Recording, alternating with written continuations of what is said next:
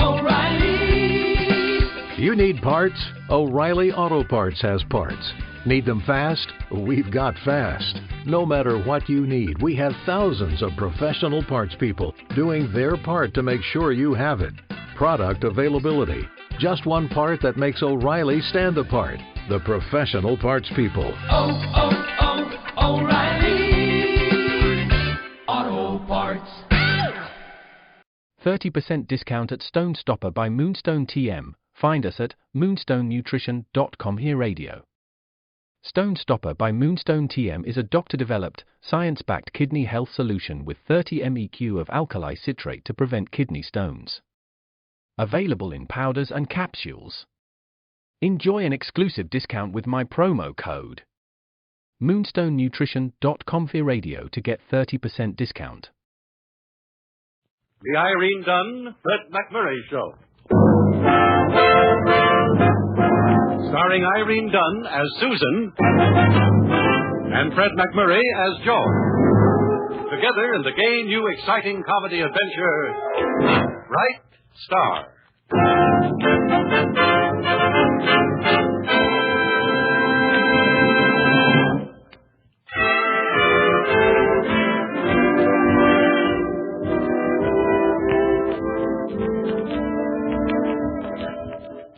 The Irene Dunne-Fred MacMurray Show, with Irene Dunne playing the role of Susan Armstrong and Fred MacMurray as George Harvey, owner and star reporter, respectively, of the Hillsdale Morning Star.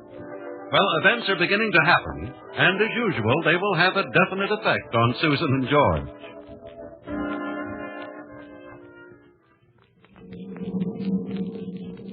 Flight 671, Independent Airlines, New York to Los Angeles, calling Hillsdale Airport, over.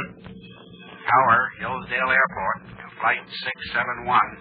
Go ahead, 671. Trouble with number 4 engine, Hillsdale. Can you clear me for an emergency landing? Give your position, 671. 25 miles northeast of your field. 8,000 feet, but I'm dropping down now.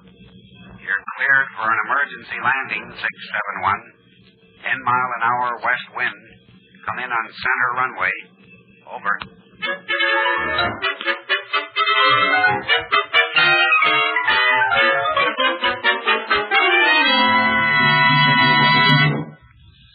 Still, it doesn't make any difference if we continue the series or let it drop. As far as I can see, Susan. Excuse me, George. Oh, sure. Hello? This is the tower at the airport. I've got some hot news. A transcontinental flight is setting down out here. Emergency. Oh, well, just a minute. Maybe you better take this. The airport thinks they have a scoop. Oh. Go ahead, airport. An independent airlines flight is setting down out here. Oh, any danger of a crash? No, just motor trouble. Oh. Thought you might be interested. No. I'm just glad I'm on the ground. You mean that ain't news for Hillsdale? Sorry. Miss America's on the plane. Thought you might get a story. Who did you say? Miss America. Oh, now you're talking, brother. That is news. I'll be right out. George, where are you going? The airport, Susan. Over.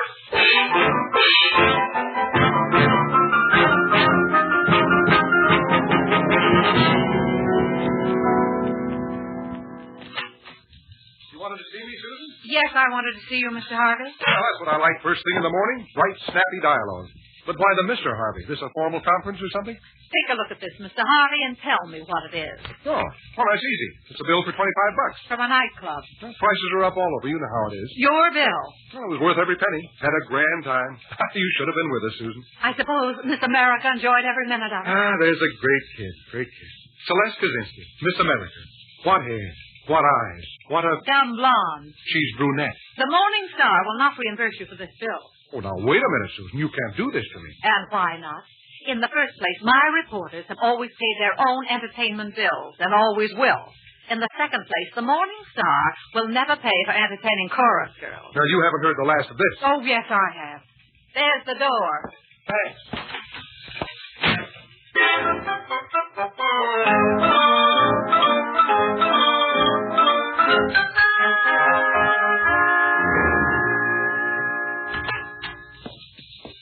I'm delivering the afternoon mail. Don't bother me, Sammy. How come you never get no mail? I use carrier pigeon. Hey, how does it feel to be out with a pigeon like the one you had last night?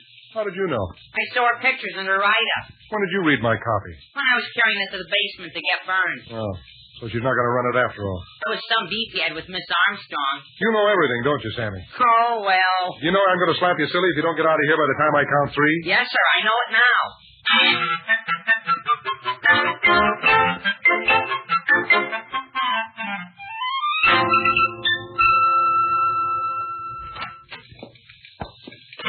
Afternoon mail, Miss Armstrong. Thank you, Sammy. That Harvey guy didn't get none at all. Oh, I dare say. Maybe that's why he wanted to slap me around. He what? He said he was going to slap me silly. For that big bully. Picking on a little fellow like you. Remember this, Sammy. You don't have to take a thing from Mr. Harvey. Not a thing. You mean I got the green light to get him told? You certainly have. Why, that man's losing all sense of proportion. Oh, boy, oh, boy, oh, boy. Let's see about the mail. What? What's this? We are considering George Harvey for an assignment in our New York office. We would appreciate any confidential information that you, as his present employer, might forward us concerning him. Harold Zell, editor, Acme News Service. Well, of all things. Well. Hello. This is Ned, Susan. Oh, yes, Ned. You can stop worrying about any tax boost on your home. I just came from the assessor's office. As your attorney, I convinced him that any raise at the present time would be completely unjust. All right. Thanks, Ned. What's the matter? You don't sound happy. Ned, I want you to draw up a contract for me. Sure. What kind? I want a contract covering one of my reporters whereby he cannot leave my employ for a period of 1 year. Don't leave him any possible out. Do you understand? Okay. You're the boss. What is his name? George Harvey. Oh. No, it's not what you're thinking. I wasn't even thinking. Well, then start thinking. I want this contract first thing in the morning.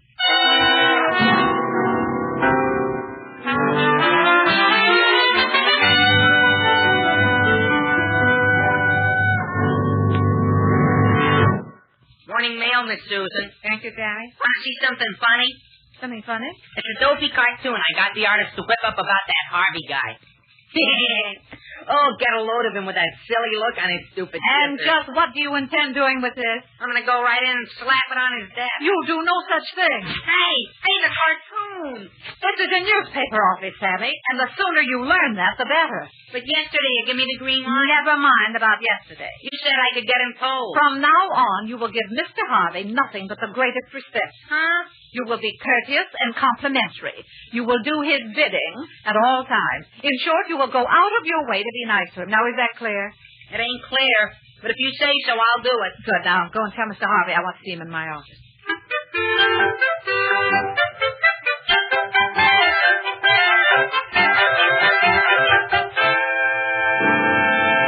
Morning, Mr. Harvey. Huh? Oh, it's you. How did you sleep last night, Mr. Harvey? What? Why? Just wanted to knock you out a good rest, that's all. Are you all right, Sammy? I'm kind of mixed up, but outside of that, I'm all right. What's your bidding? How's that again? I'm ready to do your bidding. Oh. Well, no bidding at the moment, Sammy. Especially since this comes as such a surprise. You and me both. Well, I guess that cleans up a neat bit of repartee. Oh, I almost forgot. The big wheel wants to see you in her office. Oh, she does, huh? Well, if you think you heard a big beef yesterday, don't miss this second act. Mr. Harvey, can you go? Yeah, I think so, Sammy. Why? When you come out of her office, it might be a good thing to know.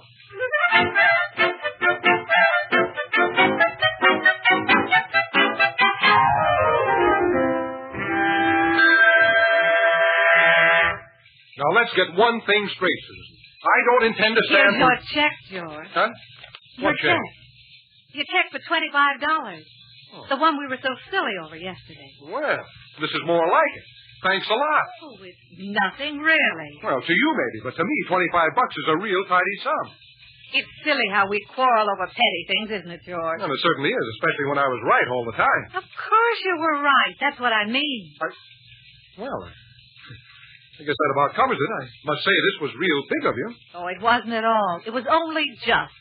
It's what you can always expect here at the Morning Star. Susan, I can't let you take all the blame. I did a foolish thing to begin with. Nonsense. No, I mean it. It was all my fault. I rushed into something I shouldn't Well, have. now, let's not say any more about it, shall we? From now on, this is the way it will always be. Susan, I like you like this. Well, maybe you should see more of me like this. Yes, maybe I should. How about tonight? Huh? Dinner at my house. Spaghetti. Spaghetti, huh? Uh-huh. Shall we say 7:30? Yes, let's say it. 7:30.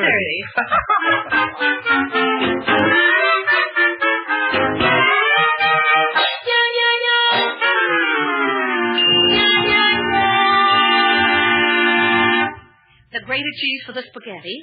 It's there. The soy sauce for the rice patients. That, too. And the ice cream for the cake a la mode. Yes. Oh, and did you put the chestnuts in the turkey stuffing? Check. The mayonnaise for the salad. Oh, yes. Well, I guess that's about everything.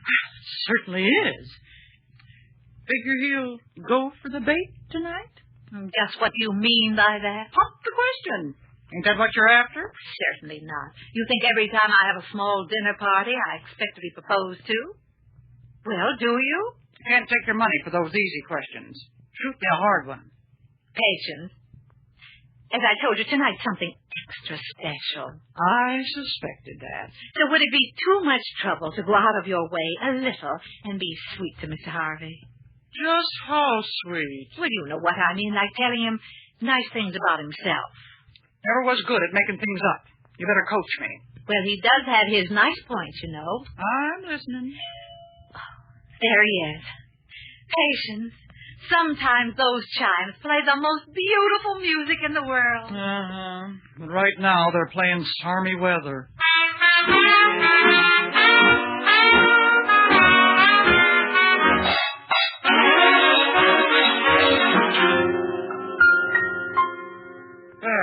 You know, Susan, maybe I should pinch myself.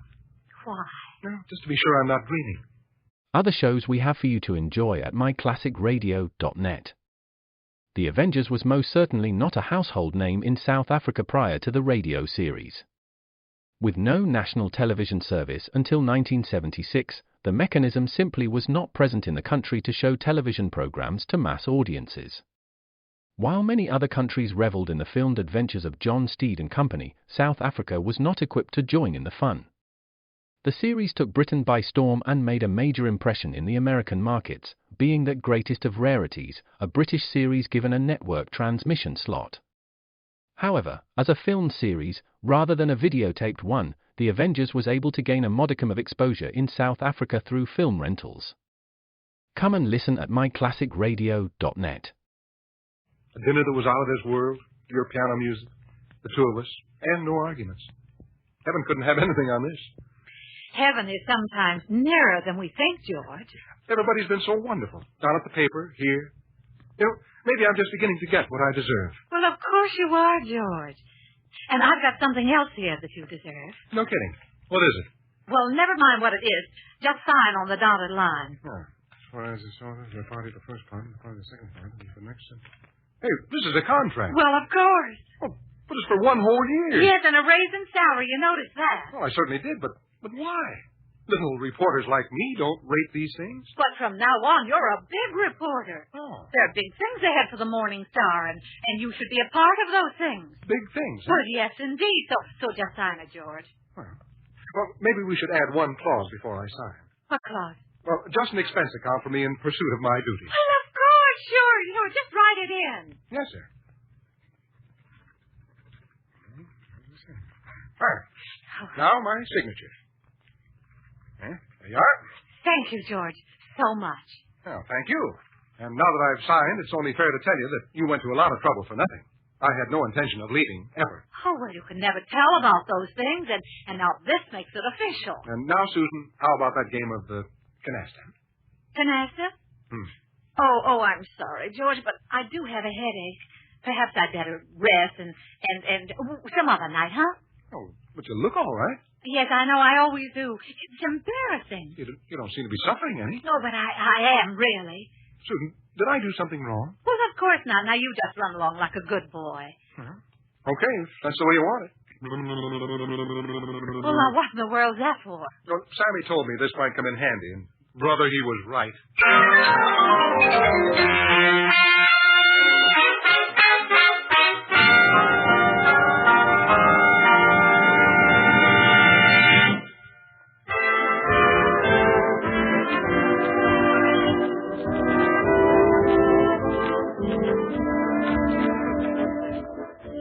And now back to our two stars, Irene Dunne and Fred MacMurray, and the second act of our story. A day has passed, as days are wont to do even in Hillsdale. And Susan Armstrong, who is really Irene Dunne, looks up from her desk at the Morning Star as George Harvey, who is really Fred MacMurray, storms into her office and rains all over the place. Of all the low-down, sneaking, conniving, underhanded, miserable, contemptible tricks... Everything I did was perfectly legal. Then you know what I'm talking about. No, I have no idea what you're talking about, and I thank you to watch your tone. I'm talking about this letter I got this morning from the Acme News Service offering me a job in New York. Well? They said they wrote to you asking for information about me. That's true. What did you tell them? Nothing. I'm not obligated to do their bidding. Maybe you're not, but you wrote me in with that phony contract the other night when you knew they wanted me. Susan, how could you do such a thing to me? You might take a little personal gratification from the fact that the paper needed you enough to offer you a contract. The Morning Star needed me. Why, a moron could write for this sheet. Perhaps you're right. I'd suggest that the moron retire to his office and start writing. Susan, I'm warning you. You can't get away with this. Ha! I'll break this contract if it's the last thing I ever do. I'm busy, Mr. Harvey. You sure are. Busy like the little bee in the fable. Well, we'll see who gets stung in the end. Please remember, you're speaking to a lady. Now, you want to bet?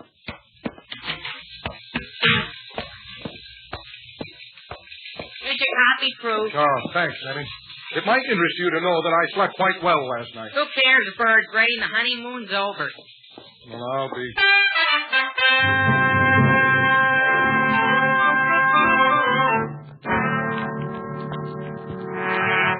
I called you in here, Mr. Harvey, to give you a little bit of news. Well, I was interested in a bit of news. What's up? Yesterday, we had a fire in Hillsdale that destroyed 3 buildings and endangered 4 more. Yeah, I know. I was there. Oh, were you really? Well, one would scarcely think so from the paragraph and a half you turned in. Well, what did you expect? The great American novel? I covered the bank robbery and wrote it up to the hilt. 2 paragraphs. And that was padding it. The first bank robbery in Hillsdale in 45 years. Probably took the bank that long to get $5 grand together. You don't like this town, do you? Oh, frankly, no. Well, that's too bad. You'll be stuck in Hillsdale for another year, and I'd hate to see you unhappy so long. So long, Susan. I didn't dismiss you. Oh, that's all right. I'm a self-starter. So long.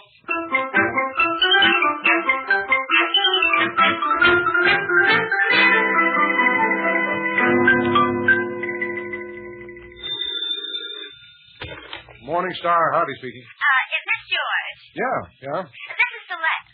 Who? Celeste Kaczynski. Oh, Gesundheit. I mean, who? Well, don't you remember me, George? Miss America. Oh, Celeste. Well, that's what I've been saying. Well, where are you, in Hollywood? I'm in Hillsdale, George. Hillsdale? But I thought that you were out... At the bus station, George, and I'm frightened. The bus station? Well, what are you frightened of? Those buses won't hurt you, Celeste. Well, you're the only one in town that I know. Won't you come and get me? Well, yeah, sure. How long will it take? Well, not long. I'll be right down. Now, don't go away. Oh, I won't, George. There's no place for me to go.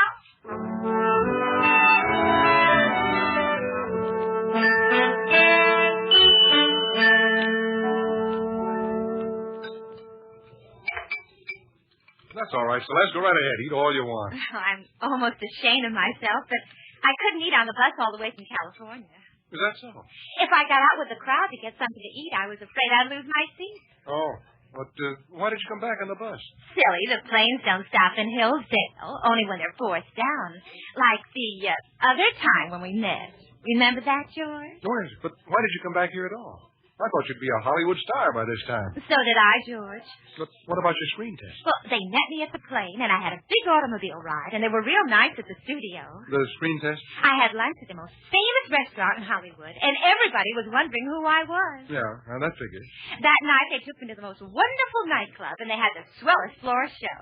I laughed and laughed, but I watched my manners because I wanted to make a good impression. Uh-huh. But the screen test. Well, it didn't take long. I'll tell you that. What didn't? The screen test. Oh, then you had it. Oh, sure. Then they gave me plane fare back to New York and said I'd hear from them in time. And you didn't take the plane because... It doesn't stop in Hillsdale. No, I know. Well, maybe you could help me get a job here in Hillsdale.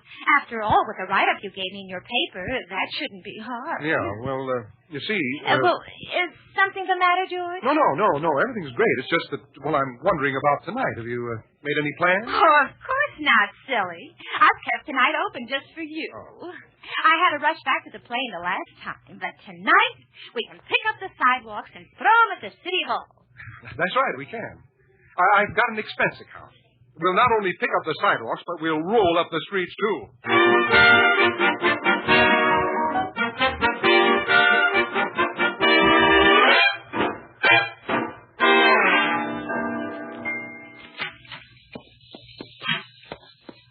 Well, good afternoon. Did you wish to see me? That's the last thing I'd wish. Care to look around my office? So you did it again. Well, I do quite a few things. To what specifically do you refer? This nightclub bill for $55.35. Oh, that. Had a grand time, grand. Celeste is back, you know. Miss America. Remember? Remember what I told you before?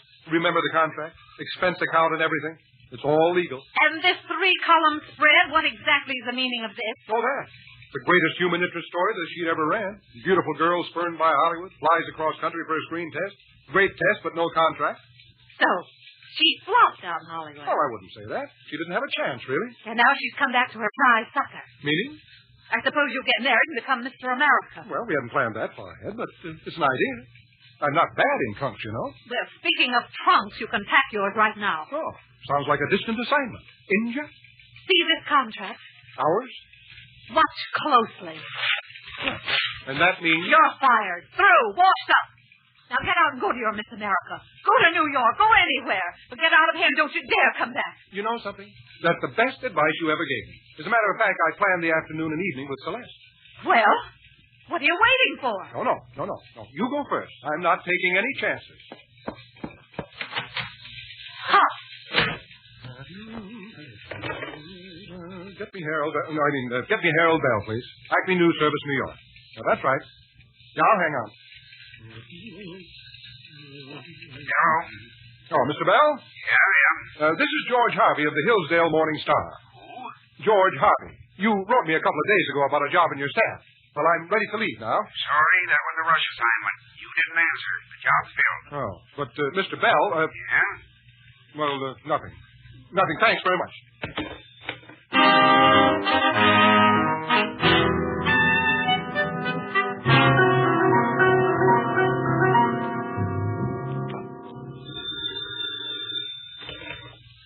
Yes? Is this the editor? Yes? A woman? Well, as far as I know, is that so strange? Well, Who is this? Celeste Kavinsky. Oh. What did you want? Well, I've been trying to get in touch with George Harvey. Yes? I had a date with him 3 hours ago, and he hasn't shown up. Do you know where he is? Well, no, I don't. Was this a business appointment? Strictly business. He was going to give me a big spread in your paper, and I was going to take that back to New York for publicity. And he didn't show up. I'm sick and tired of waiting. There's a bus to New York in 20 minutes, and you can tell him from me that if he isn't here by then, I'm going to be on it. Well, if I see him, I'll tell him. Well, thanks. Have a pleasant trip, Celeste. Well, thanks.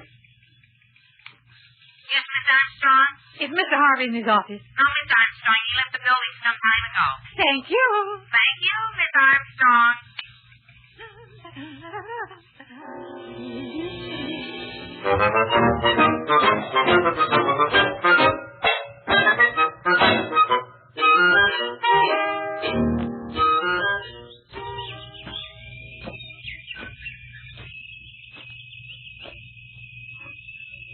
Oh, bag of peanuts again.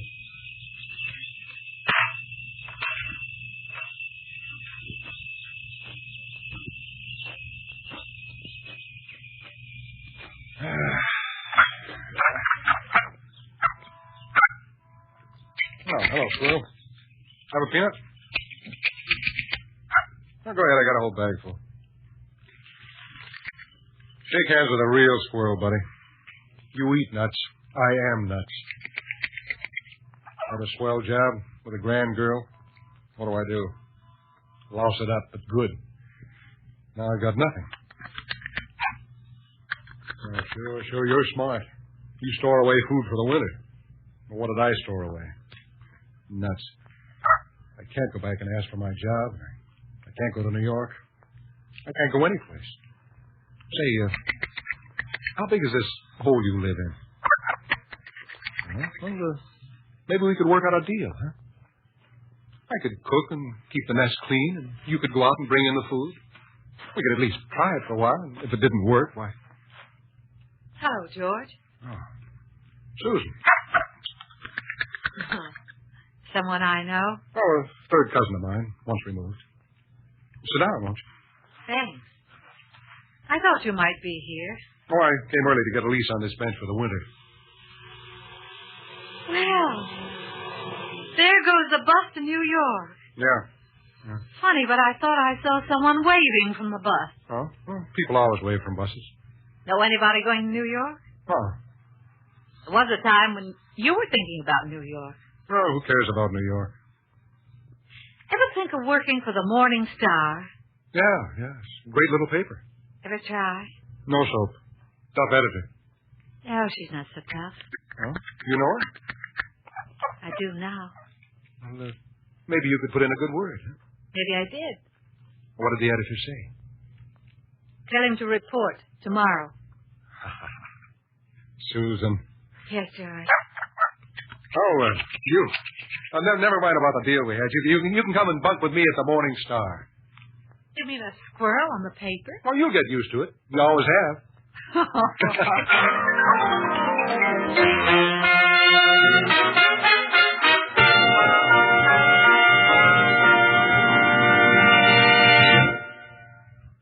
Our stars, Irene Dunne and Fred MacMurray, will be back in just a moment.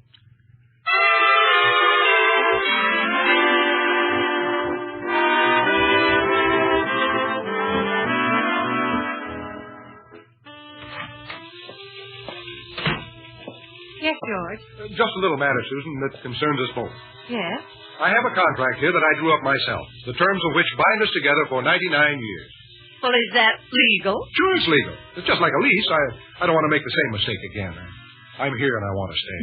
Oh, but I want you to stay. Okay. Sign right here. Look, your squirrel on the windowsill. How do you like that? He's ready to move in. I wonder why. I'll tell you why. He thinks we're both nuts.